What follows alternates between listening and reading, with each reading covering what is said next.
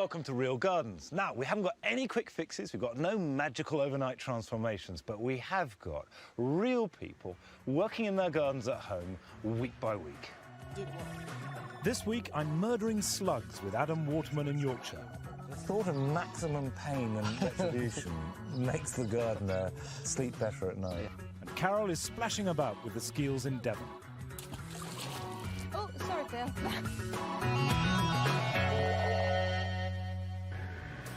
Dilys Wilson moved from the countryside to a Cotswold townhouse a year ago. When she first moved in, both house and garden were in ruins. She completely renovated the house in less than 6 months, and then she turned her endless energy to the garden. It was just a mass of brambles. Not exaggerating, they were actually over 6.5 feet high. I had to clear it, and unfortunately I had a great boyfriend at the time who helped me, and he was like Rambo, sort of annihilating all these brambles. Well, it was a nightmare zone. Dilys has now reached the point where she could do with some technical advice, and perhaps a bit of extra muscle as well. A landscape gardener like Anne-Marie Powell is just what she needs. So this is it. Cool. Well, I know you think that you're living in town, but to be quite honest, this feels very country to me. It really does. Do you think so? Now, to me, it feels really towny, because I'm so used to having, like, fields and really open spaces. No, it's very countrified with all this stone as well. It's just like, it's beautiful.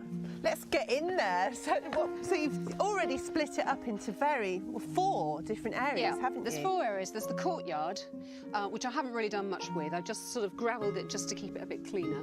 I've drawn a plan.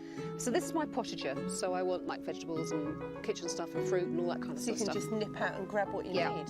So this area here, this is a water garden then, this bit here, isn't it? Yep. This is going to be the pond. So we're standing in the water? Yeah. Yeah, absolutely. Yeah. OK, and what kind of planting do you see around here? Well, I want really big sways of herbaceous and perennial plants. Really use the walls as a key to put, you know, honeysuckle and roses and clematis and all sorts of interesting things up there. I want this to be a real tranquil area. So if this is another plane that we've got here, and as far as I can see, what's all this lot here? This is actually going to be a lawn. This, yes, you can't see it now. No. This is it. Yeah, this is good. A lot of moving to be done first. Well, this is the last bit of stone that's left over from the house. So here you've got all these different compartments, and is this trellis? I mean, I've seen that you've got trellis there. Is that how you're going to split it up? Yeah, I'm going to put trellis up with lots of climbers up it, and then also arches, so that you just get glimpses from one sort of garden room into the next. Right. Wow. Dilys has made the basic framework of the garden by building dry stone walls to make raised beds. But the arbour will introduce a much-needed vertical feature in the garden. OK, so uprights, panels, arbour. Right, what I see is an archway here that we make into an arbour. So we've got an arch with trellis sides and trellis back. Right. So we have a seat and it's a kind of focal point. Yeah. And then either side of the arch we have trellis to screen it off from the back room, as it were. So there's trellis across here. Yeah. And trellis across here, but obviously we need a gap through here. So you can walk through. Yeah. Dilys has done all her building by eye, but for a job like this we need to be exact, and this horizontal cord will ensure that all the supporting posts are properly aligned.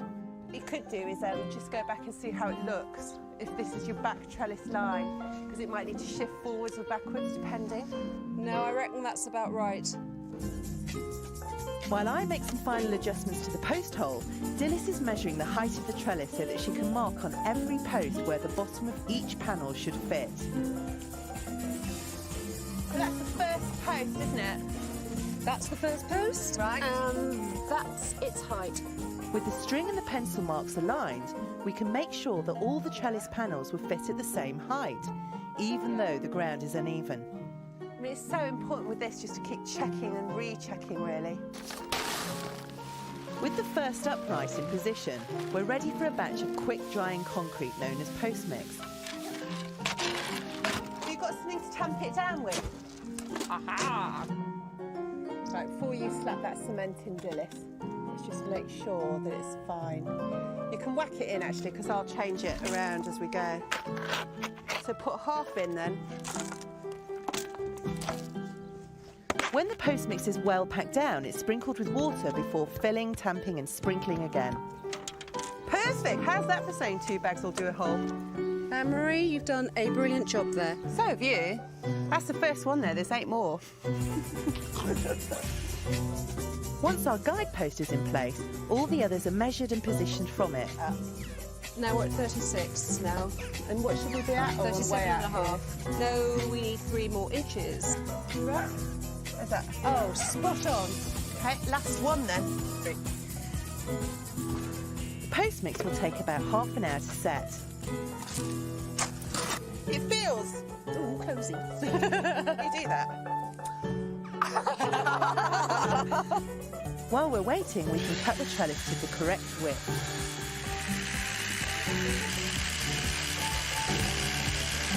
So just offer it up, yeah?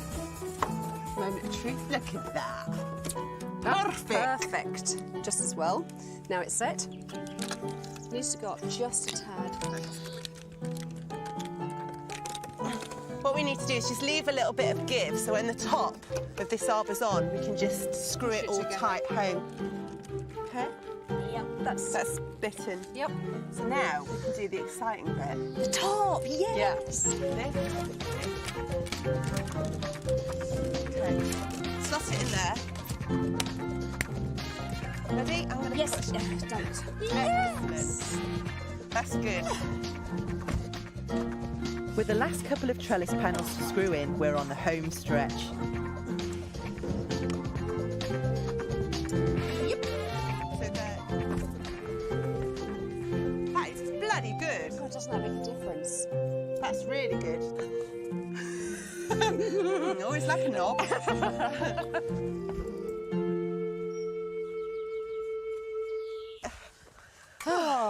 What do you make of it, though?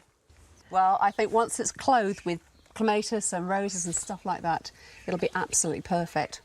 You need someone to share it with, really, now, don't you? So I think you should be working on that before I see you next time.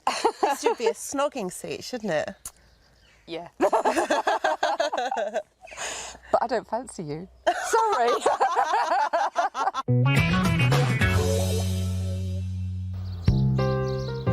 Until a few years ago, Adam Waterman would get home at 5 a.m. after a night of clubbing. But nowadays, that's the time he gets up and heads off for his 3 allotments, just 100 yards from his Yorkshire home. Adam is now a committed organic gardener. So what led him to this complete change of lifestyle? I enjoy feeding myself and my children and my wife on the food that we have produced. I garden organically because I don't see the reason to not garden organically.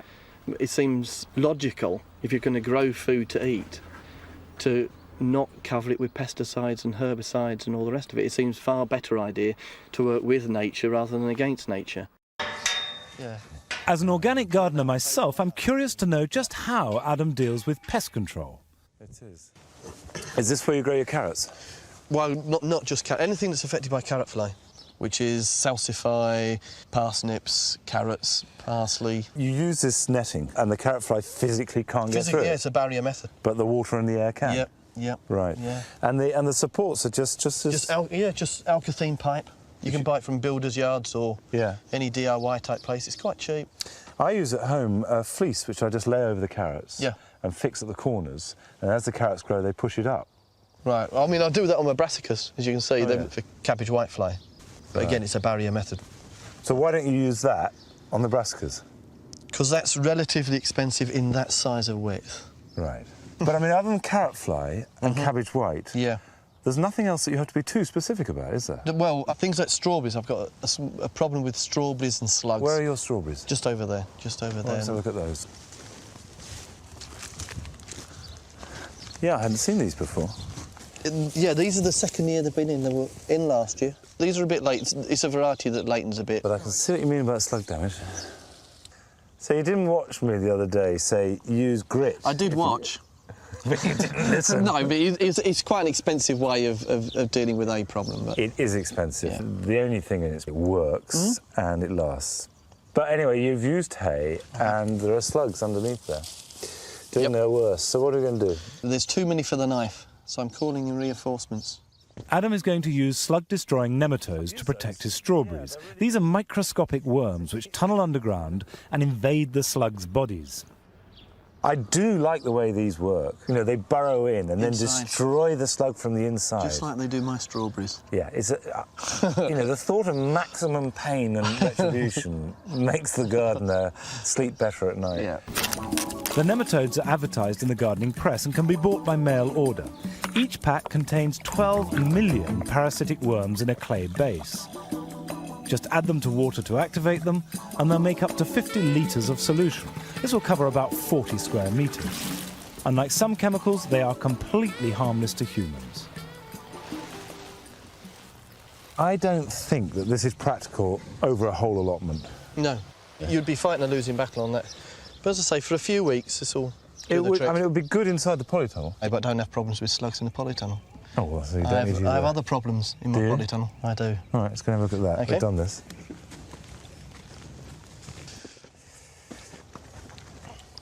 Well, it doesn't look like you've got many problems. Everything's grown like mad since I came. The biggest threat to Adam's vegetables come from greenfly or aphids. There aren't any in the polytunnel at the moment, but they could fly in at any time. The organic approach to the problem is to encourage aphid predators, such as ladybirds and lacewings, to take up residence. So Adam has bought some predator hotels. Yeah, what have you got there? I've got a ladybird house. Is this really necessary? The concept being that if you introduce ladybirds and there's no aphids in here at the time, then you put a little bit of ladybird food in there. You could argue if there's no aphids, you don't need any ladybirds. You could, but I don't want all the ladybirds to go in the meantime. So, and it's yellow. The yellow's significant. Yeah, the yellow and attracts. That's the food, and you don't know what's in there. Do they tell you what's in there? No. Ladybird egg and chips. Well, I certainly don't want to be a downer on it because it's better than any kind of spray. Oh, yeah. Now, lacewings. Now, this is a lacewing house. Very sweet, that. With straw inside. Straw inside. This is pheromone. I don't know how they obtain this. And that's lacewing larvae. So you just pop that in there and then just stick that on a shelf or whatever. So you put those in there? Yeah. It's just stick some essence of Mel Gibson or whatever it is that turns them on. Yeah. And they come flocking in? They come flocking in and then they eat my aphids. Adam's polytunnel is now armed with organic defenders against problem pests. Back at home, Adam has a collection of acid-loving plants, which we dug up on my last visit, and he wants to make a new bed for them. It's a bit scruffy. It's a veritable mess, Mr. Don. The problem is that rhododendrons and heathers and other ericaceous plants need acid soil, and Adam's soil is not quite acid enough. There's absolutely no point in making an ericaceous bed No. unless your soil is acidic. No. I've got my trusty kit. We just Last time I some... did one of these was in Annabelle's garden last year. I watched it closely. Did you? Yeah. Oh, well, you know how to do it. You do it. Using the chemical reagents supplied with the kit, we simply add a soil sample and a small amount of tap water. Once this is all mixed up, it's just a matter of comparing the colour with the guide to see how acid or alkaline the soil is. Most of it's come out. 6.5? Yeah. So it's not an acidic soil, No. so to speak. No. Right. My advice would be Don't bother. forget the idea. Plant things that like a neutral soil. And it's my garden, so no. Although I would have preferred to scrap all of Adam's old plants, he just couldn't bear to lose them. So, to give them a fighting chance, we're acidifying the soil the organic way, by digging in some well-rotted manure. We're also adding in some pine needles that Adam collected from a local wood. I'm not too bothered about it being perfect. That's just as well, probably. All of these plants have been around for a while, and some of them are getting quite pot-bound. Some of them are also suffering from chlorosis, which is the yellowing caused by too much lime in the soil. But with the help of a pail of water and a pine needle mulch, we can only hope for a full recovery. Hello, your family's back. Hordes of girls. Oh, careful. Yeah, it looks rather good, that. Not bad.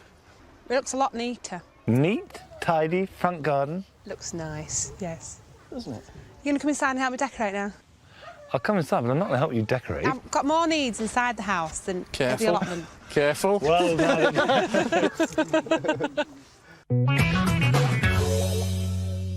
After the break, Carol Klein is in Devon, planting up a pond to attract wildlife. Welcome back.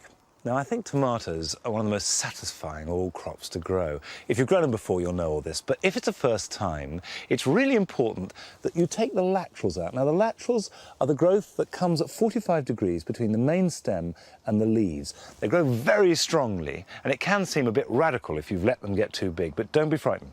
Take them out and then train the plant as a cordon up some sort of support. Adam's using twine and then twisting it round it as it grows. I tend to use a cane and tie it to it, but it doesn't matter what. It does need support because tomatoes can get really heavy as they get mature. Very, very important to keep tomatoes well watered. At least once a week, give them a really good soaking, and probably every other day if the weather's at all warm. They need a bit of feed, high potash. I use liquid seaweed. But other than that, dead easy.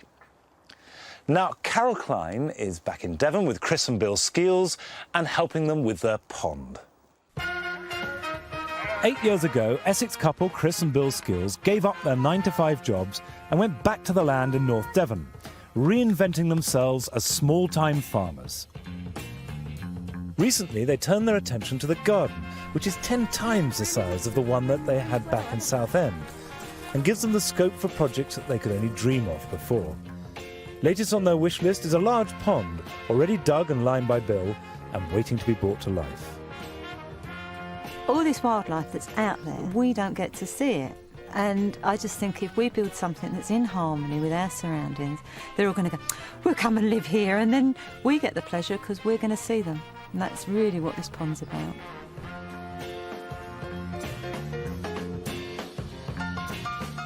It looks like hard work. Certainly is hard work. Yeah, what have you done, Bill? It's brilliant. It's a major earthworks, isn't it? We had a problem with the clay because there's so many stones sticking through. We put 1.5 screed of cement and sand in. Then Real concrete? Real concrete, 1.5 all over. Yeah. Then the lounge carpet went in. You got any carpet left indoors? None at all, none at all. So right. we've done the job 5 times. Yeah.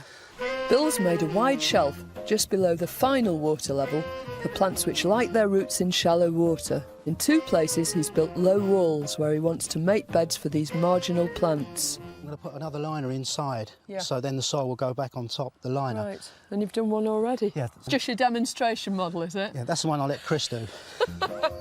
I'll bet. They could put plants in pots straight onto the shelf, but these enclosed beds will give the plants a chance to spread more naturally. Let's give you a hand with this liner then.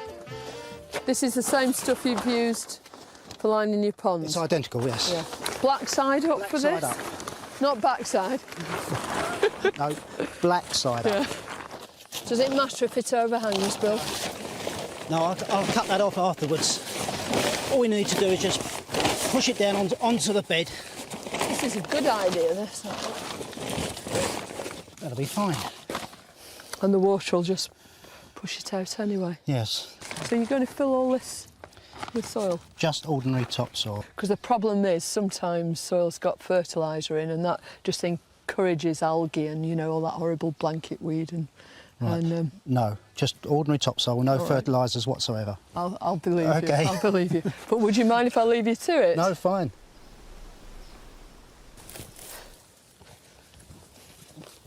Hiya, Chris. Hi. You been playing with Bill? Yes, we've both been on the shelf. Oh. What have you got in store for us then?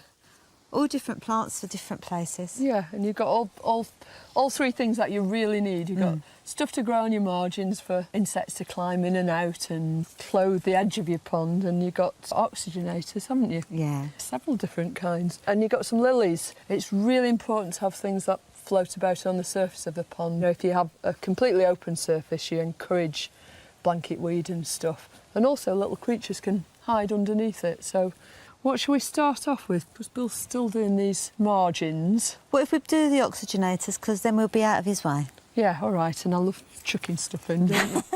All ponds need these oxygenating plants which sit at the bottom. They take in carbon dioxide and give out oxygen. They also absorb the nutrients which would otherwise encourage the growth of unsightly blanket weed. Let's have a go at some of these then, shall we? Yeah. I've got some stones Yeah. and some string. Because if you just chuck them in as they are, they'll just float around on the surface. And it'll take them ages to sink. Will it stay on there, though? Well, we'll soon find out. Go on, you do it. All right. Ready, steady, go! Oh, sorry, Bill. A pond this size needs at least half a dozen bunches of oxygenating plants and a selection of marginals, which are both decorative and good for wildlife. OK, that's fine. Yeah. All right.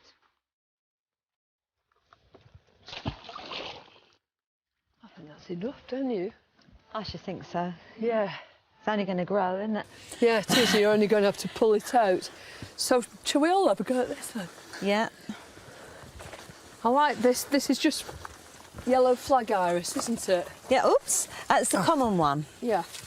Because this is a native plant, it's going to attract more wildlife than, you know, your ornamentals. I mean, ornamental plants are smashing and they'll still attract butterflies and pollinating insects, but as many native plants as you can have. Yeah, and that's why you get more wildlife. Yeah, well, that's what you want, isn't it? Well, that's the idea of it. That houtinnia you're planting is a really lovely plant. It's not native, but it's perfect right in the water, on the edge, or even in a sort of damp border. And it's got a very invasive root system, but you smell it. Oh. The roots sort of smell of orange peel, don't they? Well, yeah, but what a shame. Because the flowers don't. No. But it's all right when you're planting it anyway, isn't it? I have to keep coming up giving it a poke so it smells nice. Yeah, you'll have to keep coming up and dividing it, won't you? Probably.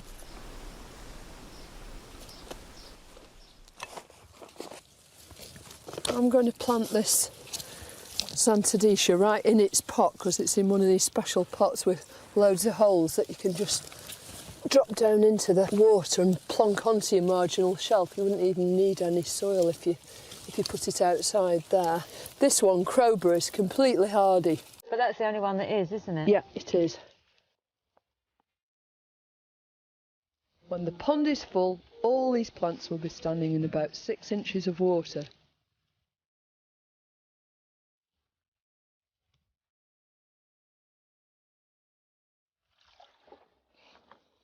When the water level rises, the parrot's feather will float on the surface and the pond will be ready for the local wildlife.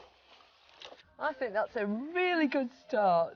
Really smashing. Yeah, I think the only thing you need to do is make sure this soil doesn't float away by just plonking some gravel or...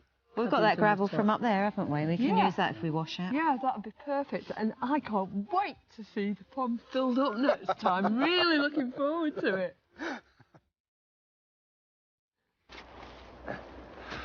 That's it for this week. I hope you enjoyed it. We'll see you again next week. Bye-bye.